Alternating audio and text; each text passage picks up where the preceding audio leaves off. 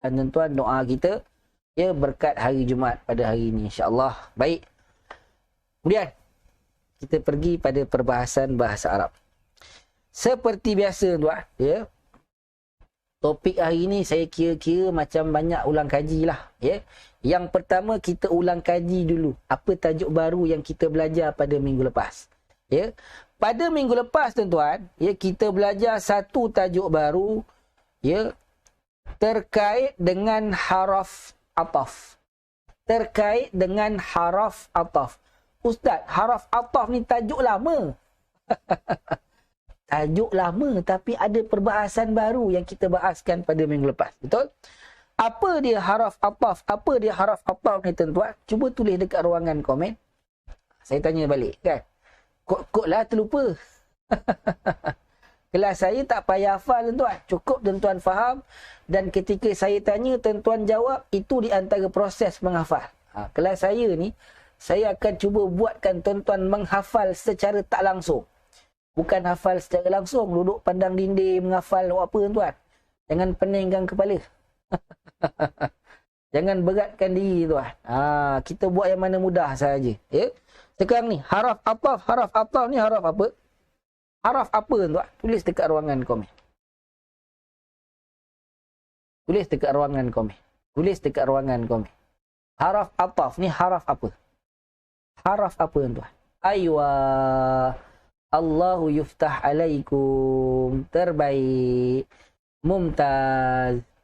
Mumtaz. Jawapannya apa? Haraf ataf ialah haraf penyambung cerita. Ya. Haraf penyambung cerita. Fungsinya apa? Fungsinya menyambung cerita lah. Kan? Namanya haraf penyambung cerita. Fungsinya menyambungkan cerita lah. Baik, sekarang tengok saya tuan. Jadi, apa yang kita cerita pada minggu lepas? Kita cerita pada minggu lepas isu terkait dengan haraf ataf. Sebelum tu, ya, haraf ataf ni yang mana Ustaz? Haraf ataf tuan-tuan dah belajar. Kita ada wa, kita ada fa, kita ada summa, kita ada au, kita ada am. Boleh? Ini kelima-lima haraf ataf Ustaz. Ustaz, 5 ni je ke? Saya dah sebut lagi minggu lepas tuan-tuan. Kita punya bahasa Arab ialah bahasa Arab Al-Quran. Maka yang saya ambil tuan-tuan yang paling popular, yang biasa ada, yang paling banyak dalam Al-Quran. Dan inilah kelima-limanya tuan. Boleh? Baik. Jadi haraf ataf ni tuan-tuan. Ya. Haraf ataf ni dia ada fungsi dia kan. Yang pertama kita dah sebut tadi tuan. Yang pertama fungsinya apa? Yang pertama fungsinya ialah menyambungkan cerita, ya. Dah nama pun haraf penyambung cerita, maka sudah tentulah fungsinya menyambung cerita tuan-tuan. Menyambung cerita apa? Menyambung cerita ayat yang sebelumnya dengan ayat yang selepasnya. Nampak? Macam mana kita boleh tahu cerita ayat sebelumnya dengan selepasnya ada kena-mengena, ada kesinambungan, ada kait-mengait? Ni, ya, haraf ataf yang bagi tahu tuan. Haraf ataf yang bagi tahu. Boleh? Baik. Kemudian, tengok lagi saya tuan. Tengok lagi saya tuan. Kita yang kita belajar baru pada minggu lepas, yang baru kita tahu pada minggu lepas, haraf ataf ni dia bukan setakat menyambungkan cerita. Ini yang saya kata tajuk lama. Perbahasan ada yang baru. Iaitulah yang kedua tuan-tuan. Haraf ataf selain daripada menyambungkan cerita.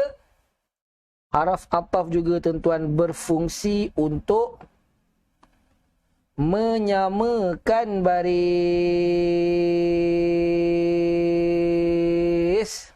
Ya. Haraf ataf juga berfungsi untuk menyamakan baris. Ya. Menyamakan baris apa Ustaz? Ya. Dia berfungsi menyamakan baris, ya. Kalimah selepas haraf ataf barisnya akan disamakan dengan kalimah sebelum haraf ataf. Ini fungsi yang kedua. Contoh tuan, kalaulah kalimah sebelum haraf ataf berbaris depan, ya, maka kalimah selepas haraf ataf, ya, kalimah selepas haraf ataf barisnya akan disamakan dengan baris kalimah sebelumnya, sebelum haraf ataf. Apa dia? Baris depan juga. Warna kuning nampak ke warna kuning tak jelas. Ya. Saya tukar warna lah, senang. Sebelum ada yang marah saya, ustaz tak nampak. Saya tukar warna terus. Jadi tuan, ya. Jadi bagi depan warna oranye kan. Jadi tuan, ya, kalaulah kalimah sebelum haraf ataf ni berbaris depan, maka kalimah selepasnya, baris kalimah selepasnya akan disamakan dengan baris kalimah sebelumnya. Boleh? Kalaulah kalimah sebelum haraf ataf dia berbaris bawah, maka baris kalimah selepas haraf ataf juga disamakan dengan baris kalimah sebelum haraf ataf. Maka kena baca juga baris bawah. Kalaulah baris atas, sebelumnya baris atas, ya, maka selepas juga akan dibaca dengan baris atas. Kenapa jadi macam tu? Siapa punya kerja? Siapa punya kerja, tuan-tuan? Ni. 5 budak ni, tuan. Ya? 5 budak ni punya kerja. Kerja dia selain daripada nak beritahu kita cerita ayat sebelumnya dengan selepasnya saling berkaitan, dia juga bagi tahu kita, ya, kalimah sebelumnya dengan kalimah selepasnya baris akan sama. Maka inilah kerja, inilah fungsi haraf ataf. Tulis dekat ruangan komen, tuan-tuan. Terang ke tak terang? Terang ke tak terang? Tulis dekat ruangan komen. Tulis dekat ruangan komen. Terang ke tak terang? Maka kita dah belajar. Yang baru ni, yang ni yang baru. Ya, iaitulah kita belajar haraf ataf ni rupanya dia ada fungsinya yang lain. Ya, dia ada fungsinya yang lain.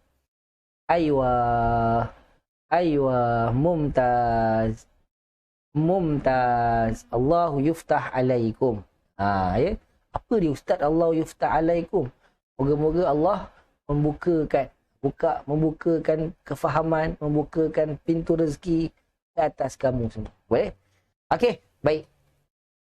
Alhamdulillah. Ya, terbaik. Semua kata jelas, semua kata terang. Terbaik. Saya bagi contoh, tuan. Ya. Saya bagikan contoh supaya terang tadi dia jadi benderang pula. Terang tadi supaya jadi benderang pula. Dia tak nak terang je, dia nak terang benderang. Puan Rohana Jusur dah terang benderang. Maka kalau saya bagi contoh, Puan Rohana Jusur dia akan jadi terang benderang. 2 kali benderang.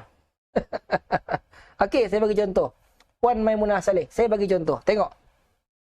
Ya. Contoh yang sama, tuan, macam minggu lepas. Ya. Contoh bahasa Melayu. Ustaz, bagi bahasa Arab lah. Sabar, tuan-tuan. Jangan tergopoh gapah. Belajar dengan saya ni kena sabar. Saya nak, tuan-tuan, kita semua sama-sama rasa mudah. Boleh? Sebab ada masa-masanya dia akan PM saya. Ustaz, boleh tak contoh tu bagi bahasa Arab? Kita kelas bahasa Arab. Mungkin kita boleh faham dengan contoh bahasa Arab. Tapi kawan-kawan kita yang lain mungkin ada yang lambat. Dan saya dah kata, tuan, kelas saya fokus kepada yang lambat. Yang cepat ni jangan gerak laju sangat. Saya akan tarik balik. Yang lambat pun kalau lambat sangat, saya akan tarik juga, tuan. Kita melangkah bersama-sama. Baik, contoh dia apa? Ali makan durian wa nenas wa cempedak. Kan? Ini contoh yang saya bagi minggu lepas. Ya, lebih kurang macam ni lah. Boleh? Ali makan durian wa nenas wa cempedak. Baik, tengok saya, tuan. Tengok saya, tuan. Benda yang pertama, tuan, kita cari dulu. Mana kalimah fa'il kita? Mana fa'il kita, tuan? Ni, makan. Makan ini ialah kalimah fa'il kita, tuan. Ya. Dia kalimah perbuatan, kan? Kalimah fa'il. Sekejap. Okey. Okey. Kemudian, apabila ada kalimah fa'il, tuan, maka ada kalimah, kan? Ada kalimah fa'il. Adalah yang tukang makan. Mana tukang makan kita? Jawapannya Ali. Ali ni yang makan. Maka Ali kita baca dengan baris depan. Soalan saya, tuan, kan? Soalan saya, ada tak maf'ul? Ada tak yang kena makan? Ya, ada tak yang kena makan, tuan-tuan? Tulis dekat ruangan komen. Ada tak yang kena dimakan? Tukang makannya Ali. Yang kena makan siapa? Ya, maf'ul ni kalau ada, sebut. Tak ada, cukup abaikan. Maka soalan saya, ada tak yang kena makan? Aywa. Azim. Mumtaz.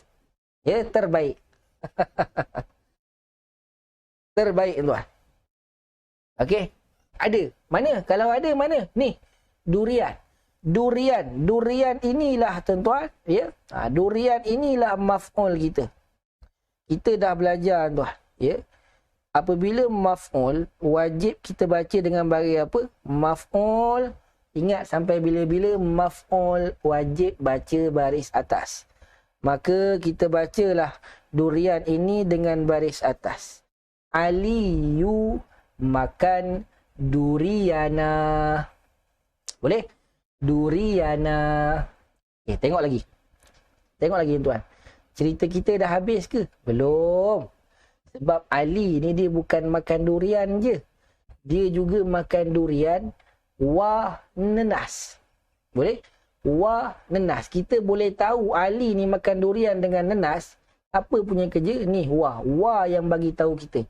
Ya, cerita selepasnya bersambung dengan cerita sebelumnya.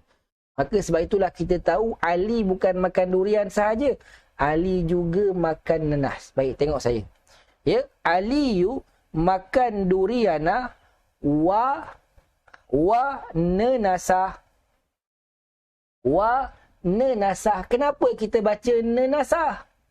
Kerana fungsi haraf ataf yang kedua, dia juga menyamakan baris, iaitulah kalimah yang berada selepas haraf ataf, barisnya akan disamakan dengan kalimah sebelum haraf ataf.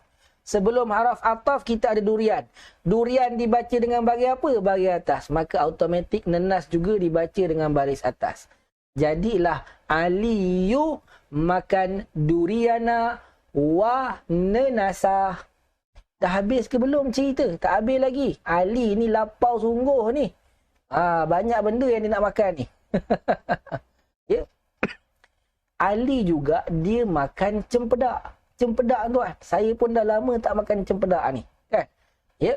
Maka, tuan-tuan, apabila kita tengok, kan, kalimah, ya, kalimah ni, kalimah nenasa ni berbaris atas, dan dia ialah kalimah sebelum wa, sebelum haraf ataf, dia dibaca dengan baris apa? Dibaca dengan baris atas juga. Maka cempedak ini, tuan, kita baca juga dengan baris atas. Apa punya kerja? Wa ni punya kerja. Dia menyamakan baris kalimah selepasnya, menyamai baris kalimah sebelumnya.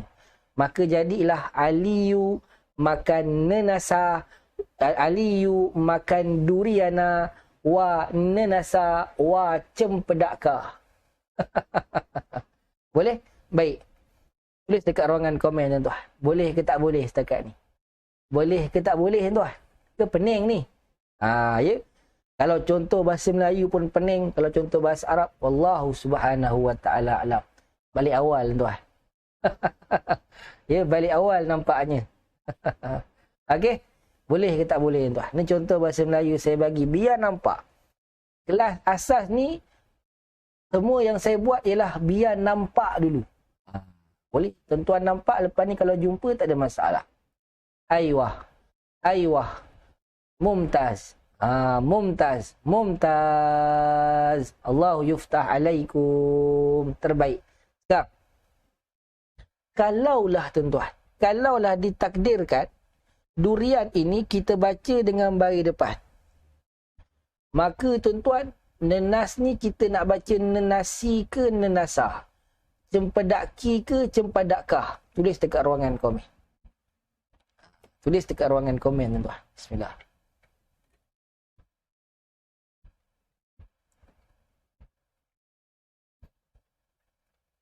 Kalaulah ditakdirkan durian ni dibaca bagi depan, maka nenas ni nenasi ke nenasah? Cempedaki ke cempedakkah? Tulis tuan. Tulis tuan dekat ruangan komen. Puan Bunga kena berfikir sikit. Ya? Tulis tuan. Tulis sekaligus. Nak baca nenasi ke nenasah? Cempedaki ke cempedakkah? Tulis sekaligus tuan. Tulis sekaligus. Jangan tulis satu. Jangan tulis satu. Tak terbaca saya ke? Okey lah, macam Puan Yaniman ni. Ya? Terbaik. Ahsanti. Ahsanti. Puan Rohana Yusof, kenapa jadi nenasi dengan cempedaki? Ingat, mestilah disamakan dengan baris. Baris mesti sama. Aywa, azim. Mumtaz. Mumtaz. Ahsantum. Ya. Maka, kalaulah durian ini dibaca dengan baris depan durianu, automatik kita akan baca dengan wa nenasu wa cempedakku. Kalau durian dibaca dengan baris bawah, kan? Dibaca dengan baris bawah, maka kita akan sebut durian ni wa nenasi wa cempedaki. Sebab fungsi haraf ataf menyamakan baris kalimah sebelumnya dengan kalimah selepasnya. Tulis dekat ruangan komen tuan-tuan. Ya, senang ke susah nak faham ni? Senang ke susah nak faham ni tuan? Tulis dekat ruangan komen. Tulis dekat ruangan komen. Senang ke susah nak faham ni tuan? Aywa. Aywa. Mumtaz. Mumtaz. Mumtaz. Tuan-tuan dah episod 21. Bermakna tuan-tuan bukan makin tak pandai. Tuan-tuan akan jadi makin pandai. Makin pandai. Makin pandai. InsyaAllah. Ya. Saya selalu doakan tuan-tuan supaya diterangkan hati untuk memahami bahasa Arab Al-Quran. Boleh? Sebab faham tak faham ni Allah yang bagi. Selesai. Habis dah lah. Habis dah lah tuan. Kemudian kita nak ulang kaji tajuk yang seterusnya. Tajuk ni tuan-tuan kita dah belajar dan kita dah ulang kaji. Hari ni kita ulang kaji lagi tuan. Ya?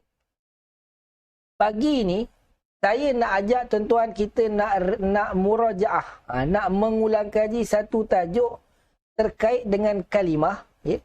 Kalimah yang mana barisnya takkan berubah. Ya.